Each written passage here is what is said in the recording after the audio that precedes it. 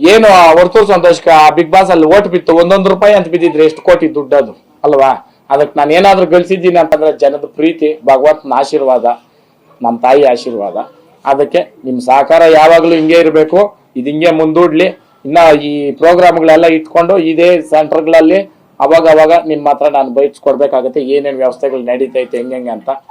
ಆಮೇಲೆ ಕೆಲವೊಬ್ರು ಈ ಕೇಳೋದು, ಯಾರು ಬರ್ತಾರೆ, ಯಾವ್ರನ್ನ ಯಾಕೆ ಕರ್ಸಲ್ಲ, ಇವ್ರನ್ನ ಯಾಕೆ ಕರ್ಸಲ್ಲ. ದಯವಿಟ್ಟು ನಾನು ಒಂದೇ ಕೇಳೋದು, ನಾವು ಫಸ್ಟ್ ಧ್ರುವ ಅವ್ರನ್ನ ಕರೆದಿದ್ರಿ, ನಮ್ಗೆ ಬಂದು ಅಷ್ಟೇ ಸಹಕಾರ ಮಾಡಿಕೊಟ್ಟವ್ರೆ. ಈ ಸಲ ರೇಸ್ಗೆ ನಮಗೆ ಕಿಚ್ಚ ಸುದೀಪ್ ಅಣ್ಣ, ನಾನು ಬಿಗ್ ಬಾಸ್ ಮನೆಯಲ್ಲೇನೇನೆ ಅವ್ರಿಗೆ ಆಹ್ವಾನ ಕೊಟ್ಟೆ. ಅಣ್ಣ ತುಂಬು ಹೃದಯದ ಮಾತುಗಳಿಂದ ನಾನು ಬದ್ದೇ ಬರ್ತೀನಿ ಅಂತ ಹೇಳಿದ್ದಾರೆ.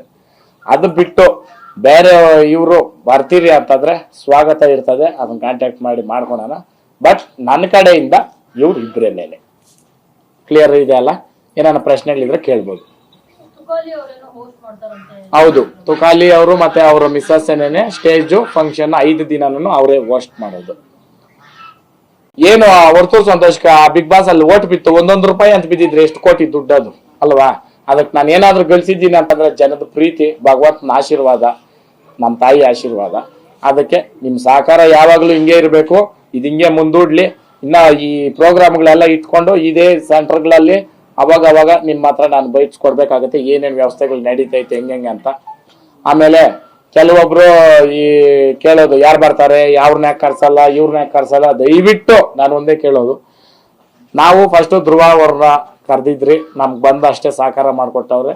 ಈ ಸಲ ರೇಸ್ಗೆ ನಮಗೆ ಕಿಚ್ಚ ಸುದೀಪ್ ಅಣ್ಣ, ನಾನು ಬಿಗ್ ಬಾಸ್ ಮನೆಯಲ್ಲೇನೇನೆ ಅವ್ರಿಗೆ ಆಹ್ವಾನ ಕೊಟ್ಟೆ. ಅಣ್ಣ ತುಂಬು ಹೃದಯದ ಮಾತುಗಳಿಂದ ನಾನು ಬದ್ದೇ ಬರ್ತೀನಿ ಅಂತ ಹೇಳಿದ್ದಾರೆ. ಅದು ಬಿಟ್ಟು ಬೇರೆ ಇವರು ಬರ್ತೀರಿ ಅಂತಂದ್ರೆ ಸ್ವಾಗತ ಇರ್ತದೆ, ಅದನ್ನ ಕಾಂಟ್ಯಾಕ್ಟ್ ಮಾಡಿ ಮಾಡ್ಕೊಳೋಣ. ಬಟ್ ನನ್ನ ಕಡೆಯಿಂದ ಇವ್ರು ಇಬ್ಬರೇ ಮೇಲೆ ಕ್ಲಿಯರ್ ಇದೆ ಅಲ್ಲ? ಏನಾನ ಪ್ರಶ್ನೆಗಳಿದ್ರೆ ಕೇಳ್ಬೋದು. ಹೌದು, ತುಕಾಲಿ ಅವರು ಮತ್ತೆ ಅವರ ಮಿಸ್ಸಸ್ ಏನೇನೆ ಸ್ಟೇಜು ಫಂಕ್ಷನ್ 5 ದಿನನೂ ಅವರೇ ಹೋಸ್ಟ್ ಮಾಡೋದು.